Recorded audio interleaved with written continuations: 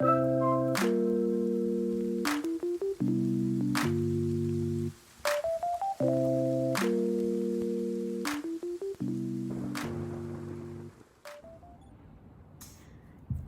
a coffee chat day. I didn't record yesterday, like I said, and the water truck never came on Tuesday. So yesterday I went to the grocery store and it wasn't that bad. I think maybe Wednesday mornings is gonna be like my new grocery day, but there's a conflict because it appears that water day has moved to Wednesday. So I talked to another, I've told you, I live like in a complex and I walk my dog. So the people that I have interaction with here are the ones who like have their kids playing out in the parking lot, and I'll say hi. And then there's one lady who has dogs that want to eat gazpacho. And I mean, she says that they're super nice. It's just like, because they're on a leash, they feel the need that they want to like attack and get angry. So we laugh about it. And I tell her that Gazpacho doesn't read. He's has difficulty reading cues that a dog does not want to be with him or play with him or be around him. Gazpacho's very rude, but not meaning to be rude, where he'll like get up into another dog's face and be like, "Hi, I'm Gazpacho," which doesn't work well with all dogs. Some dogs are like, whoa, like you need to back up. It's where he gets not bit, but bit. So yeah, I went to the grocery store yesterday. Oh, where was I going with this? Was that my neighbor had 7 jugs of water that she needed to fill up. So Tuesday I saw all of her jugs lined up, and no, I don't know her name. I'm like those little kids where, did you make a new friend? Yeah, I made a new friend. What's their name? I don't know. Yeah, that's how it's been, but for a year. Because now I'm at the point where I don't know how to ask her name, because I know she's told me at some point in the year, but I don't think she knows my name either. So yeah, it's one of those, like I said, like the little kids that run and make a new friend, but they have no idea what their friend's name is. Anyway, so her jugs were, like the jugs of water were all lined up. So I was like, ooh, like she really needs a lot of water. And funny enough, because I live on an island and we all go to the same places now, at the grocery store I saw her and she was like, "Oh my gosh, who's gonna wait for the water?" So we have like this understanding, I guess, that we both are sitting in our kitchen waiting for the water truck.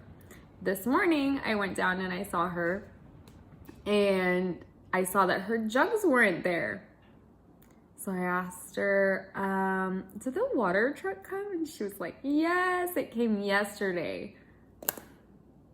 So at some point yesterday, because I wasn't sitting in this position and listening for it, I missed it. So now I guess I'll have to wait and be on alert for Tuesdays and Wednesdays next week. But I'm thinking that they moved it to Wednesday because we're on lockdown, but I would think that the water service would have an exception. See, island stuff. Okay, so I am wearing a dad tourist shirt. As you can see, it's like really big. It's like an oversized dad tourist shirt. Why am I doing this? Why am I dressed like a tourist? Well, you may or may not know, my dad is my #1 fan. Like, he misses me so much that he'll watch my videos on repeat. It's kind of embarrassing, but in a good way. I love you very much. So he had a request. He said, you know, I want this coffee chat, this next one that you do, to be a happy coffee chat. And I was like, I thought all of them were happy, but that's okay. That's okay. I'll make this one a happy one. He said that, you know, I have a lot of really good stories from pre-COVID Nassau, and I know that you guys want more of the island, So what I did is I went through my phone and I pulled some stuff, and I think, I mean, it's only been like pre-COVID times was maybe a year. So I don't have that much content, but I have content that I can share. So today I'm going to talk about, and I always say this wrong, Kamalame Key. Okay, in December 2018, my husband was already living here because he moved here in October of that year, and I was flying back and forth. My last day of work was November 30th. I still remember it very vividly in my head. And I came to Nassau for the first time with Gazpacho. So not the first time that I'd been to Nassau, but with Gazpacho, we came together for the first time in December. And so he got here, we landed here because we rented this space November. November was the starting. Yeah, husband lived in a hotel in October. We rented this starting in November. I came back and forth December, and then I came permanently, but was still going back and forth in January. So my husband tells me we have a company party. I'm like, okay, normally my company parties are, you know, like at a banquet hall kind of thing, or a hotel. Like that's kind of the company holiday party that I'm used to. We worked for big companies, so that's kind of how they did it, where they would sell the tickets and you would go and get dressed up, and it was fun. So I thought, okay, that's what I'm thinking. So I'm like, what do I have to bring so that I don't look like a complete nightmare? And he was like, no, we're flying to a different island. It's like, that's very strange. And so my attachment with my dog is a little, well, he's my baby. I mean, he's my baby, my child. So my biggest thing was, I'm flying and I'm, see, now my dad's gonna be like, see, you're supposed to make it a happy story. I am a naturally cranky person. Not cranky, but things that, like, I'm very specific. I'm an anxious person. That's what it is. I'm an anxious person and everything scares me. So I was gonna land here, and the day after I was gonna go on an island. Yeah, I'm pretty sure that it was like that. If not, land here and go on the island the same day. But no, I think it was one day after. I think I had a day after. So I had to find a dog sitter to take care of Gazpacho for one day in a brand new house in a brand new country that he didn't know. And I was terrified. So that was like a whole other thing. We found someone, it was fine. They stayed here. They sent like updates. It was fine. Okay, I think I've mentioned also before in my floss tubes that I have a terrible fear of flying. Despite having flown since birth, essentially. My family lives in Chile. Chile from San Antonio is like a 9.5, 10-hour flight overnight internationally, really long. And I've been doing that flight since, I don't know, my dad doesn't comment on here, but I guess 3 months maybe. I started flying at 3 months old. If it's not 3 months, no later than 6 months, to go and meet my family, which I don't remember. And then from there, I flew that route at least every year, if not every other year. So 1 to 2 years difference. We were constantly flying there and staying months there. So flying for me is normal. Plus I've traveled quite a bit. Like my family loves to travel and they've packed us up and we've traveled everywhere. I'm terrified of flying. Terrified. Makes absolutely no sense. So why do I say this? Well, we live in Nassau, the jelly bean. So we're the most populated island, but I want to say one of the smallest, if not the smallest physical island. And the largest island is like right in front of us. It's called Andros. And they are the largest island, but the least populated. So this place that we were going to was called, and I have it written because I always do it wrong, Kamalame. Kamalame Key. Not K, Key. Another thing that I had to learn. It's not K. Nothing is K. It's Key. which is what they call like an escape. So it was really weird, and I don't have many pictures, but I have a few like snapshot snippets that I can insert. To get to Kamalame Key, I flew in a 7-passenger plane. Yeah.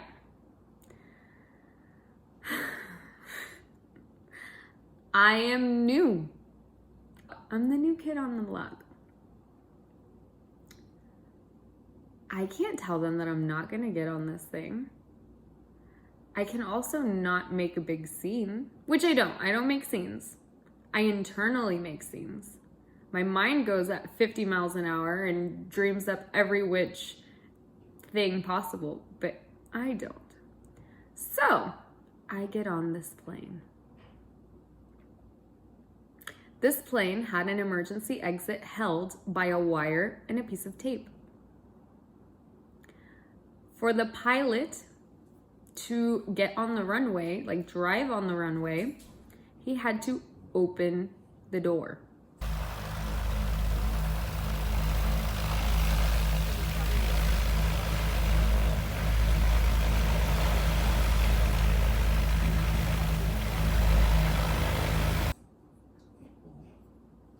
To see. And this is how I was going to fly.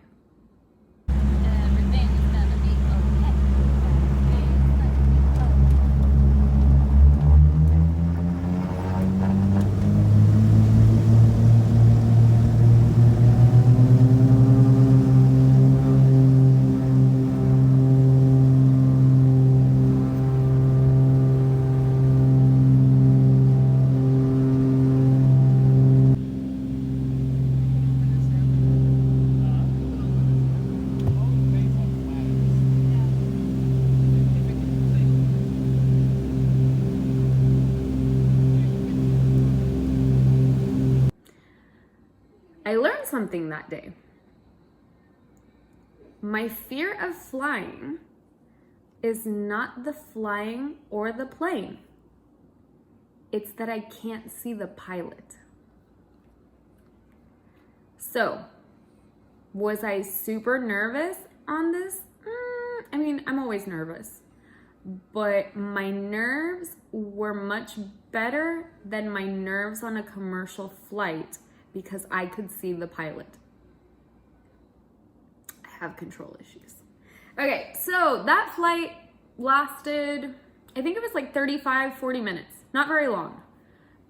Maybe 45. And we landed in the international airport of Andros.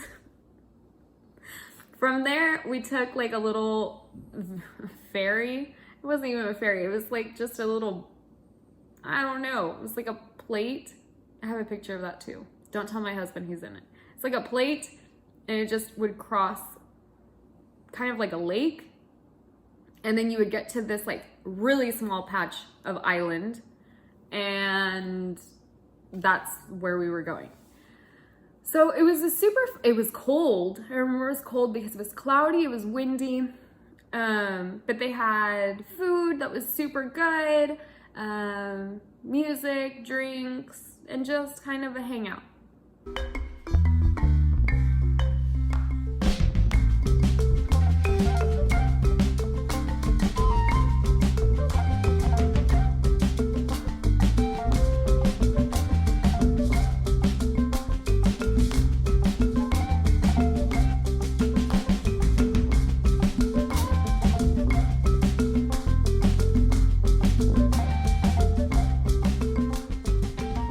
So that was a lot of fun. That's where I also learned about music. So I love music, and I also love learning about other places. So, I mean, some of the coworkers that my husband works with, they're locals. So what did I do? I picked their brains, and I asked them about local music and local foods. And I was taking notes in my phone and writing everything down. But at that point, I had a really hard time understanding the Bahamian accent.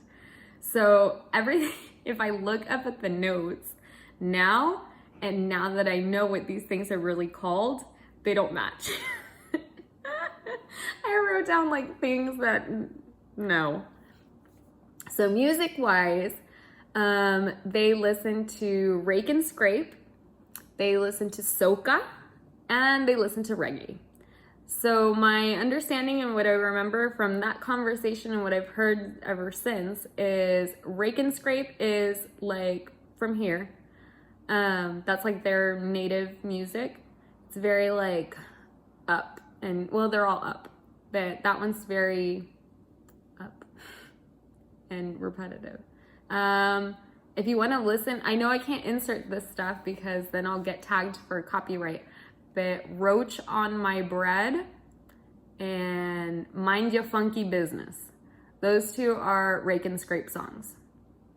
And then soca is more,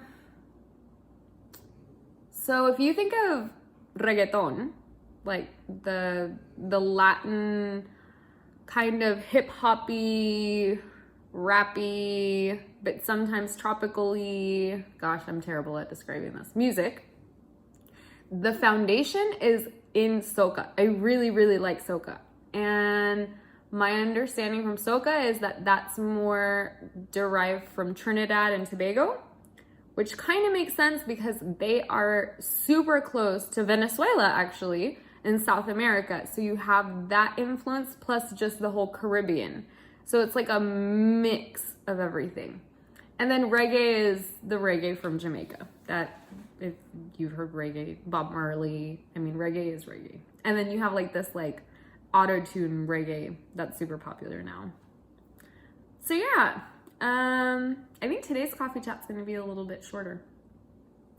Some other cool things for arriving was Gazpacho's interaction with the ocean and water and sand.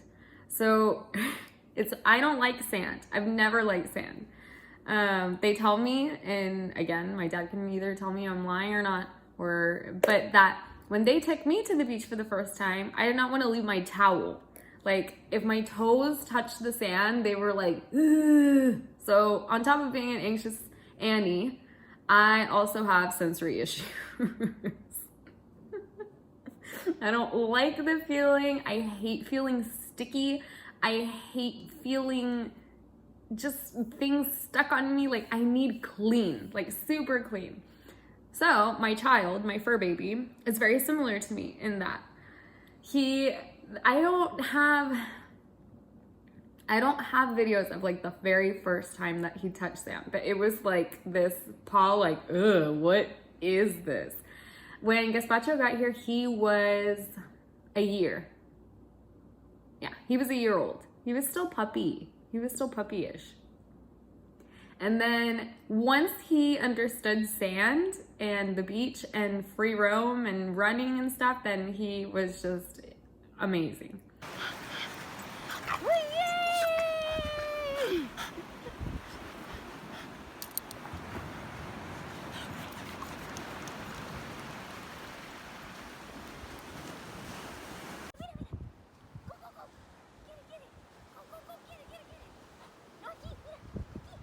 A lo lejos, a lo lejos.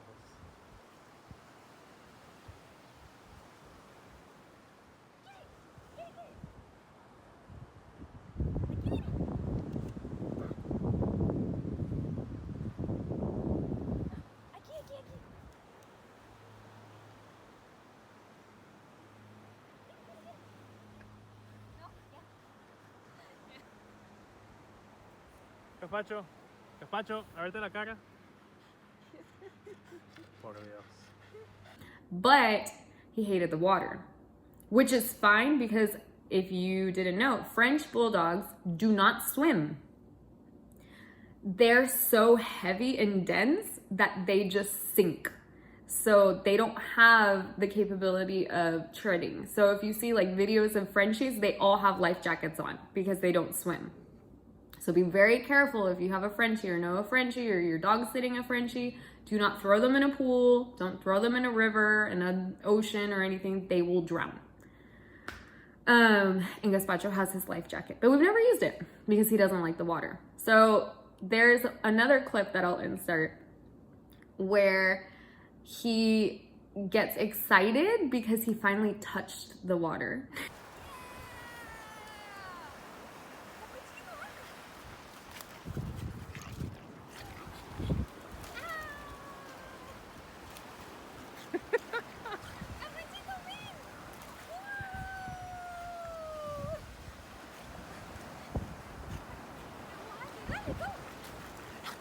Oh.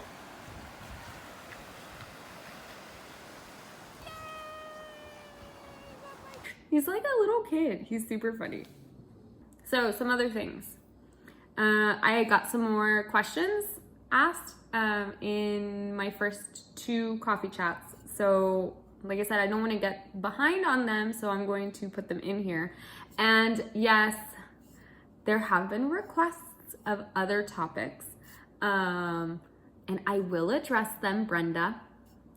But since we're on this island kick and this island kind of theme so far, like I said, I've only been here a couple of years. So eventually I'll be able to answer all the questions and cover all the topics. And then once that's done, then the topics will change. So one question was, how are you treated by the locals? Me, personally, I am the type of person that will show happiness and respect and, I don't know, just like openness and loving and care to absolutely every human being on earth.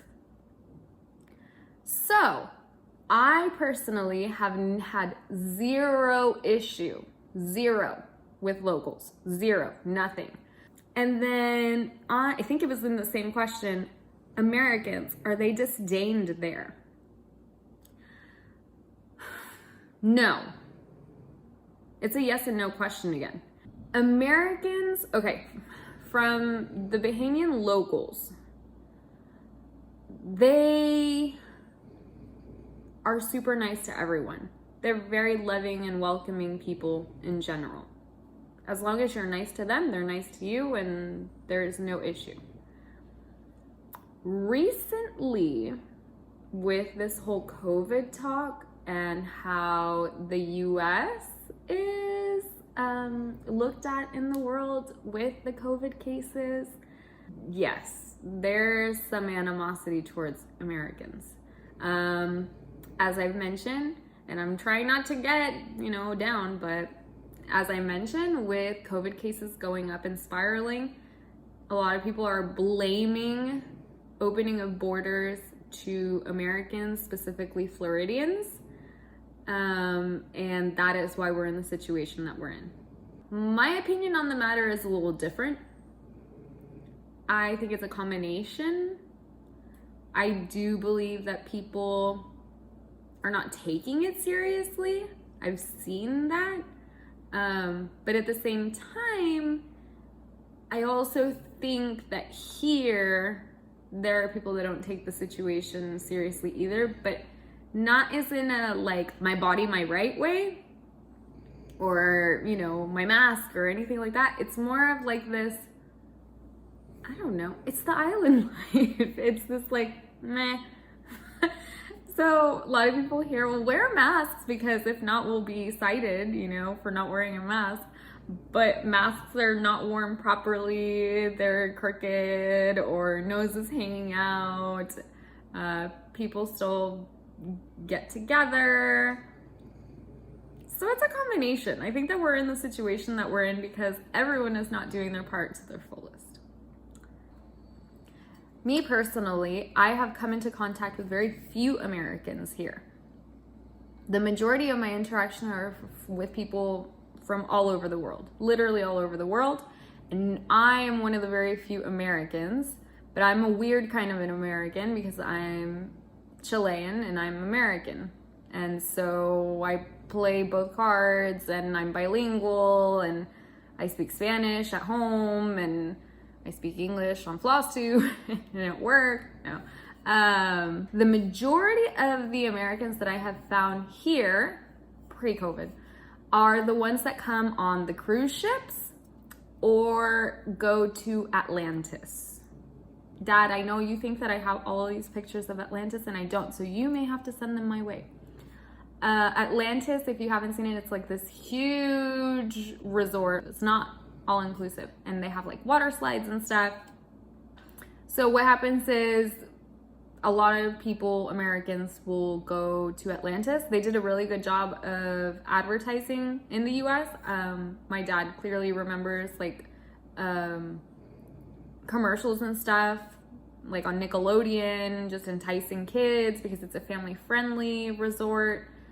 So you'll find a lot of American tourists there, and then a lot of American tourists at the cruise ports. So you'll see them very touristy.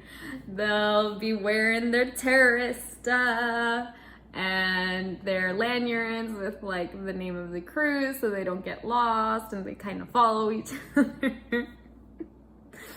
And stay downtown and go to the ugliest beach on the island. If you're watching this and you have come to the Bahamas and it was on a cruise and the cruise port was in Nassau, I am sorry to tell you that Junkanoo Beach, which is right next to the cruise port, is the worst beach on the island. And I am convinced that this happens on a lot of cruises. But the beach that you are ended up taking to, and like the one that they take you to, is not going to be the best beach on the island.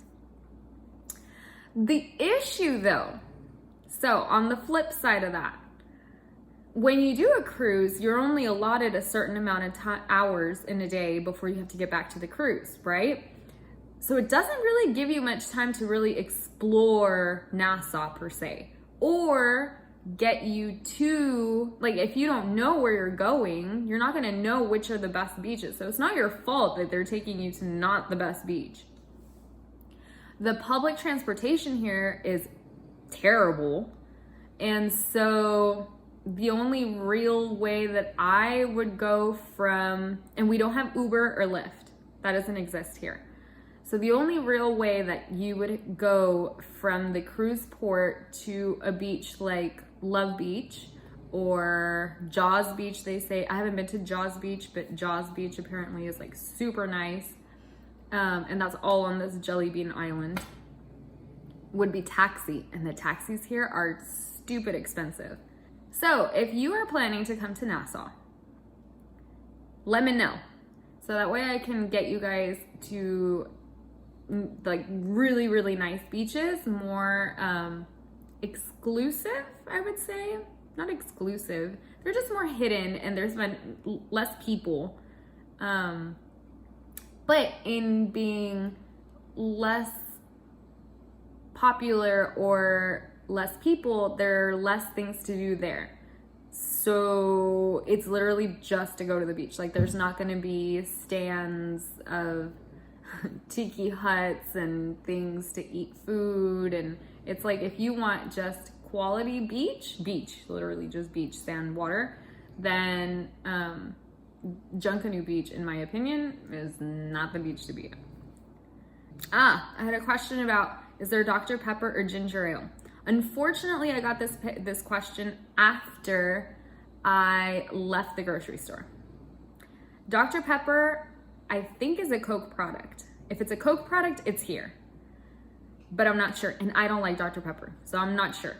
Ginger ale, there is. There's Schweppes, and there's Canada Dry. The Schweppes is Coca-Cola based, and Canada Dry, I think, is Pepsi. See, now I'm like trying to think of all of these things, but those exist for sure. Ginger ale is super popular here. You can find it anywhere. They also have, so where we have root beer, and I think there's root beer here. Gosh, now I'm thinking, is there root beer? They have ginger beer for sure. And ginger beer, I don't like it. But if you want something that's local, ginger beer. They also use ginger beer for an alcoholic drink called Dark and Stormy, which I think is rum and ginger beer. Pretty sure. And that's pretty much it for today. Today's gonna be, like I said, a shorter coffee chat. because I think it should be. I mean, don't you guys think 40 minutes is a really long time? I think it's a super long time, but I don't know. I'm listening to you guys. I'm hearing you. I'm hearing you. So let me know if you guys have any other questions or need anything, and I'll be here for the next one. I think that next week I will be recording a floss tube because I think it's been, I'm losing a track of time. So I don't know if it's been a week or two, but this weekend and today, I really want to sit down and stitch pretty much all day and do nothing else. Because I'm tired. What are you tired of? You know what? This series has, like this coffee chat series has actually taken up a lot of my day. So on, when was it? Tuesday, I recorded Coffee Chat 2 and I edited and uploaded. My husband left me to go to work at 8:30. So I recorded and edited and was still editing. And my husband came home for lunch at like 12:30 and I was in this position. He left me here with my coffee before I like set up the tripod and everything. And then he came back and I was still in this position.